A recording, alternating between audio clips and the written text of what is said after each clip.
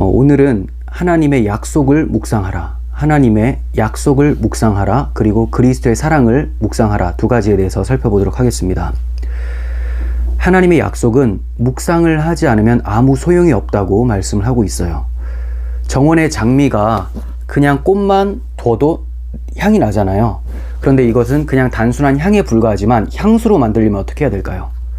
장미를 팔팔 끓는 물에 넣어서 걸쭉하게 끓여내면 이게 이제 향수가 되는 거예요. 그러면 그 향이 더욱더 진하고 엑기스만 남게 되는 거죠.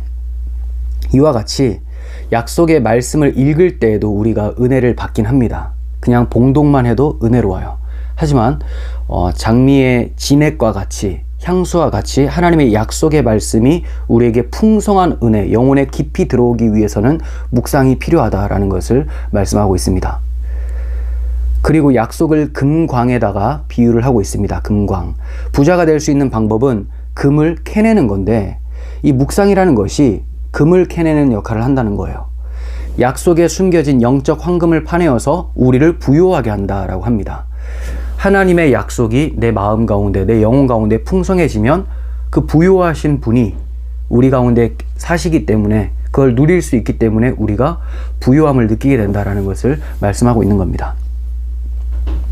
자, 그래서 묵상해야 될 약속은 어떤 것들이 있나를 좀 말씀을 드리면, 첫 번째, 죄사함에 대한 약속을 묵상해야 돼요. 죄사함에 대한 약속입니다. 이사야 43장 25절 말씀드릴게요. 나는 나를 위하여 내 허물을 도말하는 자니 내 죄를 기억하지 아니하리라. 네, 하나님께서 우리의 죄를 도말하시고 기억하지 않으신다라고 말씀하고 계십니다. 죄인들은 이렇게 얘기할 수 있어요.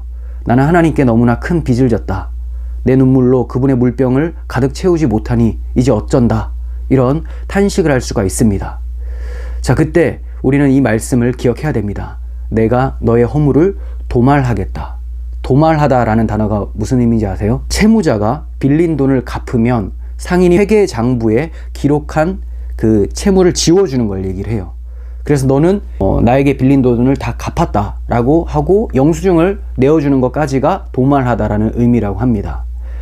그러니까 내가 내 죄를 도말해서 회계장부에서 완전히 지워버렸으니 너는 이제 내 앞에서 빚쟁이가 아니다. 죄로 인한 빚쟁이가 아니다라고 말씀하고 계시는 거예요. 그러면 또 우리는 믿음이 연약해서 이렇게 얘기를 합니다. 하나님이 나를 위해서 그렇게까지 해주실 이유가 없지 않습니까? 네, 그렇게까지 해주실 이유가 없어요. 그런데 아까 읽었었던 이사야서에서 뭐라고 말씀합니까? 나는 나를 위하여 내 허물을 도말하는 자니. 하나님께서는 하나님 자신을 위해서 우리의 허물을 도말해 주신대요. 그러면 우리를 위해서는 아닌가? 예, 우리 스스로에게는 자격이 하나도 없어요. 그런데 하나님께서 자기가 기뻐하기 위해서, 자기 영광을 위해서 우리 죄를 도말해 주신대요. 자기 영광을 위해서 우리를 불쌍히 여겨주시고 우리를 사랑하시기 때문에 사랑하는 사람을 불쌍히 여겨주시는 것을 하나님이 기뻐하시기 때문에 나는 나를 위하여 너의 죄를 도말하는 자다라고 말씀해 주고 계신다는 거죠. 우리 스스로에게 자격을 찾는다면 우리는 절대로 찾을 수가 없습니다.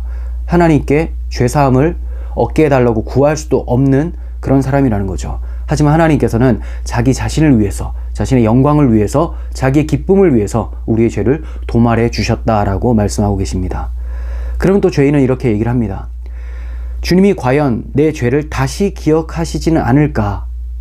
혹시나 내 죄가 생각나서 취소 이렇게 하시지는 않을까? 하나님께서는 내 죄를 더 이상 기억하지 않겠다라고 말씀해 주셨어요. 그럼에도 불구하고 하나님께서 다시 죄를 기억하신다면 하나님이 스스로를 거짓말하는 자로 만드시는 것이 되고 마는 것이죠. 그러므로 우리의 빚이 다 청산되었고 이 청산된 빚은 다시 우리에게 찾아올 수 없다라는 것을 기억하시고 이를 풍성히 묵상하실 수 있었으면 좋겠습니다. 그렇다면 우리가 정죄감에 빠지지 않고 절망감에 빠지지 않게 되겠죠. 자, 그리고 또 묵상해야 될 점은 성화의 약속을 묵상해야 됩니다. 성화의 약속. 이사야 1장 18절을 읽어드리겠습니다. 너희의 죄가 주홍 같을지라도 눈과 같이 희어질 것이요 네, 너희의 죄가 주홍과 같을지라도 눈과 같이 희어지게 될 것이다. 주홍이라는 것은 너무나 진하게 염색되어 있기 때문에 인간의 어떤 기술로도 다 제거할 수 없다고 해요. 그런데 하나님은 그런 진홍 같은 영혼을 눈처럼 하얗게 해주시겠다고 약속을 해주셨습니다. 하나님의 법정에서는 이미 하얗게 되어 버렸어요. 무죄라고 인정을 해주신 겁니다. 죄가 다 지물되었다. 어떻게 그게 가능하게 되었습니까? 하나님께서 우리의 죄를 대신하여 당신의 아들을 법정에서 심판대에 올리셨기 때문에, 십자가에서 처형하셨기 때문에 죄가 사하여졌죠.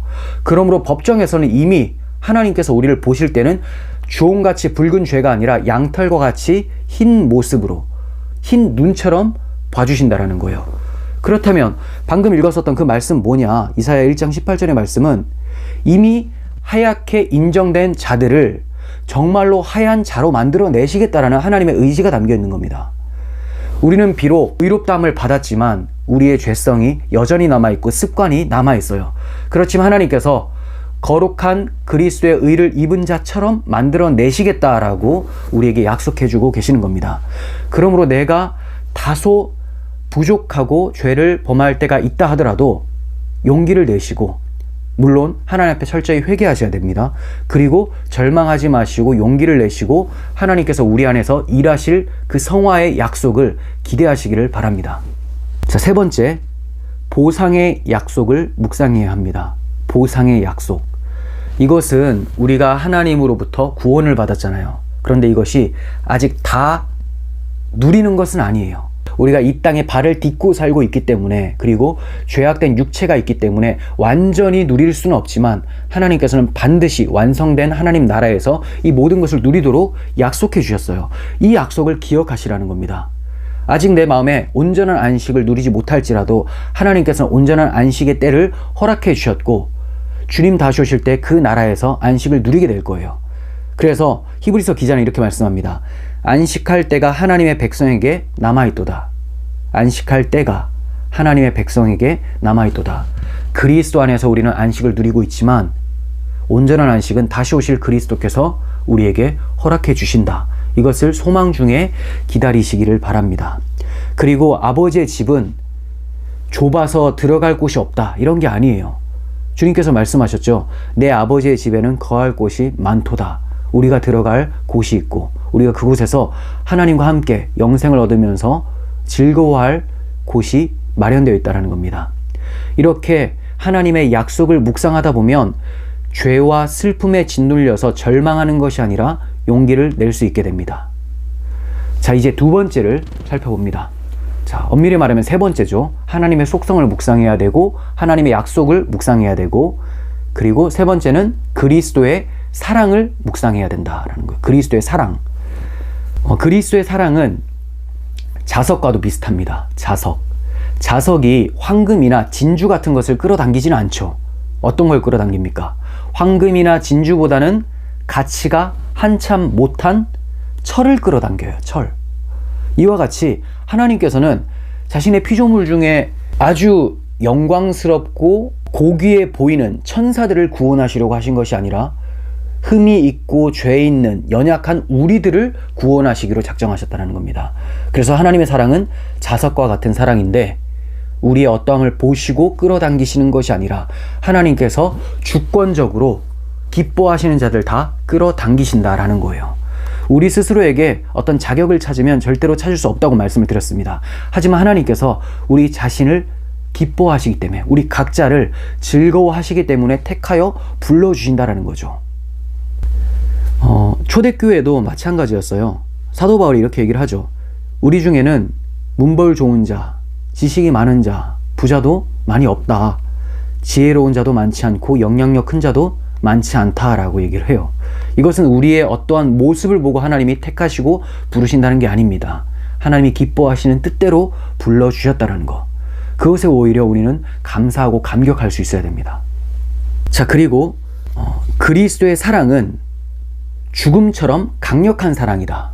네, 여기 두 번째 있죠. 네, 그리스도의 사랑은 죽음처럼 강한 사랑이다 라는 거예요. 죽음이 예수 그리스도의 생명을 빼앗을 수는 있을지 몰라도 그분의 사랑은 절대로 빼앗을 수 없다라고 토마스 왓슨이 얘기를 합니다. 죽음은 예수님을 십자가에서 죽게 할 수는 있었어요. 하지만 우리를 포기하게는 못하셨다는 겁니다. 우리에 대한 그리스도의 사랑은 끝이 없습니다. 결코 멈출 수 없는 사랑이라는 거예요. 우리의 죄가 아무리 커도 그리스도의 신성한 사랑의 불꽃을 사그라지게 할 수 있는 것은 아무것도 없습니다. 그리스도께서는 오물이 묻어 있다는 이유로 자신의 진주를 내버리지 않으십니다. 우리를 진주라고 봐주신다는 거죠. 비록 진주에 더러운 게 묻어 있어도 닦아서 쓰시는 거지 진주 자체를 버리시지는 않는다는 거예요. 그리스도께서는 우리를 사랑하신 이유가 우리가 가치가 있어서 아닙니다. 그분은 우리를 사랑하심으로 오히려 우리를 가치 있게 만들어 주셨다는 것을 기억하시길 바랍니다. 가치 없는 자를 그리스도의 사랑 때문에 우리가 가치 있게 되었다는 것, 이것이 바로 하나님의 사랑의 놀라움이라는 것이죠. 마지막으로 그리스도의 사랑은 절대로 변치 않는다라는 것을 묵상하시길 바랍니다. 예수님께서도 요한복음에 보면 이렇게 말씀하죠. 세상에 있는 자기 사람들을 사랑하시되 끝까지 사랑하시니라. 세상에 있는 자기 사람들을 사랑하시되 끝까지 사랑하셨다. 끝까지. 이게 우리에게 너무나 큰 위로가 되고 힘이 되는 말씀이죠. 하나님께서는 우리를 조금 사랑하시다가 우리의 모습이 엉망진창이면 그냥 내려다 버려라 이렇게 하지 않으세요. 끝까지. 그 끝이 언제냐? 우리를 바꾸어 내시고 그리스도의 영광스러운 부활의 몸을 우리 또한 입게 될 때까지 하나님 나라에서 하나님과 동행할 때까지 우리를 사랑하신다라는 거죠. 이런 엄청난 사랑, 끈질긴 사랑을 묵상해 보시길 바랍니다. 이렇게 그리스도의 사랑을 묵상하면 자연스럽게 우리가 얻게 되는 것은 무엇일까요? 바로 그리스도를 점점 더 사랑해진다는 거예요. 그리스도의 사랑을 묵상하면 우리도 그리스도를 점점 더 사랑해져 간다는 겁니다. 잠언 6장 28절인데요. 이런 말씀이 있어요. 사람이 숯불을 밟고서야 어찌 그의 발이 되지 않겠느냐. 자, 숯불 위에 섰다면 발이 되지 않겠느냐. 이와 마찬가지로 그리스도의 사랑이 숯불과 같은 뜨거운 사랑이라는 거예요. 그 사랑을 묵상을 하잖아요. 그럼 그 사랑 때문에 나도 데인다는 거죠. 그래서 나도 뜨거워져서 그리스도를 사랑하게 된다는 겁니다. 나에게 너무 사랑이 없는 것 같아. 문제가 뭡니까? 그리스도의 사랑을 묵상하지 않았다라는 거죠. 내가 그리스도를 사랑하지 않는 것 같아. 문제가 뭡니까? 주께서 나를 위해서 베푸신 그 사랑을 묵상해 보지 못했기 때문입니다. 그래서 사랑이 없다라는 것은 묵상에 심각한 문제가 있거나 또는 그리스도인이 아니거나 그렇게 결정이 나겠죠. 그리스도의 사랑을 묵상하면 복음을 완강하게 거부했었던 잘못을 눈물로 회개할 수 있습니다. 자, 이 대표적인 사람이 누굽니까? 베드로죠. 베드로. 어떤 여종이 베드로를 향해서 너는 그리스도와 함께 있었던 사람 아니냐, 저 예수와 함께 있었던 사람 아니냐라고 했을 때 그가 두려워서 예수님을 부인하죠. 하지만 나중에 그리스도의 사랑을 생각을 합니다. 그리스도께서 자신을 어떻게 사랑하셨고 또 자신이 어떻게 부인하실 하게 될 건지를 말씀해 주셨어요. 그것이 생각나자 밖에 나가서 심히 통곡하였다라고 성경은 기록하고 있습니다. 그리스도의 사랑을 생각하는 순간 눈물을 흘릴 수밖에 없는 거예요. 자, 그리고 그리스도의 사랑을 묵상하게 되면 원수를 사랑할 수 있습니다. 원수를. 이건 엄청난 기적이에요. 사랑할 만한 사람도 우리는 잘 사랑 안 해요.